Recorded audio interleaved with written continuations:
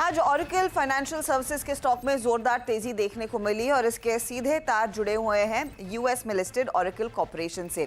अब इसीलिए वो स्टॉक आज फोकस में आता हुआ दिखाई दिया है। दरअसल हुआ ये है कि ऑरेकल कॉर्पोरेशन के शेयर में कल ओवरनाइट करीब 9% तक की तेजी देखने को मिली।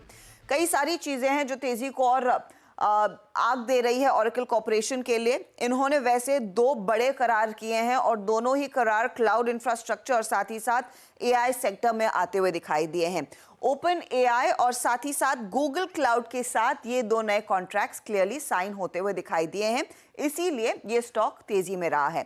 ओपन एआई की बात करें तो ओपन एआई के लिए cloud infrastructure capacity oracle corporation बढ़ाती हुई दिखाई देगी। कंपनी ने यह भी कहा है अपने कॉन कॉल में कि एआई मॉडल ट्रेनिंग के लिए कंपनी कई सारे बड़े डेटा सेंटर्स बना रही है, जिसमें कई सारी एनवीडिया की चिप्स का भी इस्तेमाल होगा। वैसे ध्यान रहे कि ऑरेकल क्लाउड इंफ्रा में एनवीडिया, गूगल जैसे बड़े क्लाइंट्स के साथ काम करती है।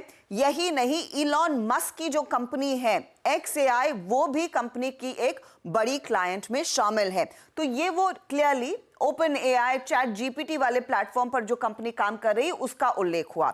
लेकिन गूगल के साथ कंपनी ने मल्टी क्लाउड करार किया है और सितंबर तक कंपनी कहती है कि ये जो करार है उसके चलते ऑरेकल डेटाबेस गूगल क्लाउड पर लाइव होता हुआ दिखाई देगा, यानी कि सितंबर तक कई सारी साइट्स वहां पर खुलती हुई दिखाई देंगी।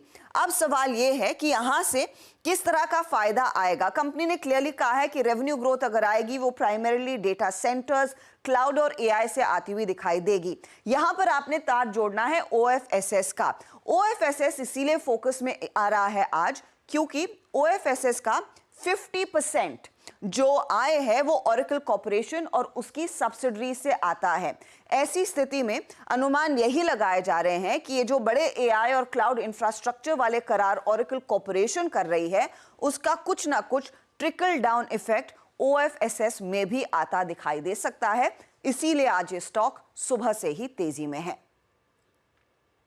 चलिए, तो ये बात हुई OFSS की। अब लौटते हैं खिलाड़ी नंबर 1 पर। हमारे जानकारों ने जो ट्रेड्स दिए थे वो सामने आ चुके हैं। अब देख लेते हैं किसका पोर्टफोलियो कितना चमक दिखा रहा है।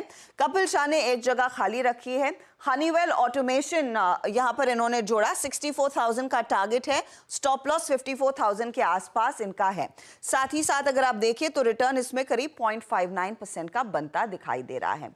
दूसरी ओर अगर आप गौर करेंगे जो पोर्टफोलियो आशीष का है उसमें निप्पॉन लाइफ इंडिया इन्होंने जोड़ा। 700 का टारगेट, 610 का स्टॉप लॉस है। इधर इनका जो रिटर्न है वो थोड़ा सा फ्लैट है, एक जगह इनके लिए भी खाली है, दोपहर में वो नया ट्रेड आएगा। लेकिन मधु का पोर्टफोलियो पूरी तरह से तैयार है। एक तो इन्फोसिस इन्होंने कैरी किया, 1600 का टारगेट, 1470 का स्टॉप लॉस। हिंडाल्को पर एक शॉर्ट ट्रेड इन्होंने दिया है, 615 का टारगेट है, 695 का स्टॉप लॉस। ग्लेनमार्क जोड़ा है फिर 1270 तेजी वाला ट्रेड, 1170 आपके लिए स्टॉप लॉस का काम करेगा। अब लेकर आइए रिटर्न्स। तो इन्फोसिस थोड़ा ठंडा पड़ा है। हिंडाल्को शॉर्ट ट्रेड इस समय इनके फेवर में नहीं जा रहा है। ग्लेनमार्क तेजी वाला ट्रेड 0.44% तक की कमाई करके दे रहा है। तो ओवरऑल मुनाफे का मीटर अब कहां पर पहुंच रहा है, किसके कितने रिटर्न्स बन रहे हैं, वो अब आपकी स्क्रीन पर आ जाएगा। तो ये देखिए, कांटे की टक्कर तो डेफिनेटली है और ये अब आशीष और कपिल के बीच है। आशीष 11.54% के रिटर्न्स पर, तो कपिल 11.48% के रिटर्न्स पर दूसरे स्थान पर। मधु वहां पर नियरली 5% तक के रिटर्न्स दिखा रही हैं। ये है आपके लिए अब तक की स्थिति।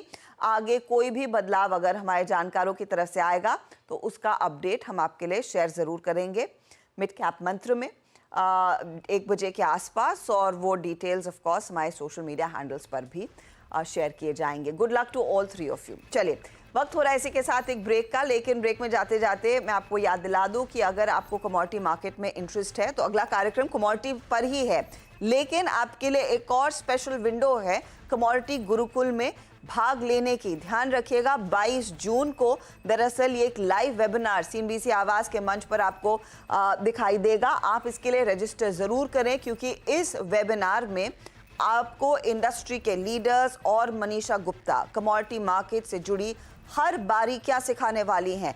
टेक्निकल्स कैसे काम करते हैं, बड़े ट्रेंड्स कमोडिटी में कैसे पकड़ने हैं, उसके लिए एक ट्रेड क्या बनता है, मोमेंटम इन्वेस्टर्स के लिए क्या अपॉर्चुनिटीज है, इन सब पर बातचीत होगी।